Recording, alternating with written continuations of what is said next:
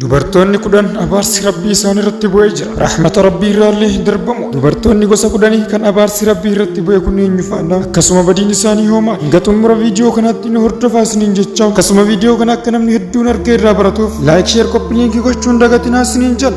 Tokkoffaan almar'atul waashima, dubartii qaama ishee irratti tuumaa yookaan niqqisaata godhattu. Lammaffaan dubartii hayyama abbaa manaa ishee malee mana keessaa baatu. Akkasuma dubartii nama du'e irratti boottee iyyuudhaan daangaa dubartu. Sadaffaan almar'atul naamis, dubartii rifeensa fuulaa buqqistu yookaan cirattu bareedumaaf jettee. Afuraffaan almar'atul waasi, dubartii rifeensa ishee dabaltu yookaan aartee qaxxalattu. Shanaffaan almar'atul mutafallija, dubartii ilkaan ishee gidduu banaa godhatu yookaan bareedumaaf jettee kan kaarroo ofii isheetiin tolfatu. Jahaffaan almar'atul mutashabbihatu birrijaal, dubartii uffannaa isheetii fi amala isheetiinis dhiiratti of fakkeessu. Torbaffaan almar'atu saahir, dubartii sihirii yookaan falfala hojjettudha. Saddeettaffaan almar'atu nammaama, dubartii dubbiin gidduu namootaa deemuudhaan nama walitti naqxu yookaan kuttee hojjettu. Inni sagalaffaan dubartii sababa malee firaasha abbaa manaa ishee baqattudha. Kurnaffaan almar'atul mutabarrij, dubartii bareeduma ishii ajnabiyyaa yookaan dhiira alagaa duratti agarsiistudha.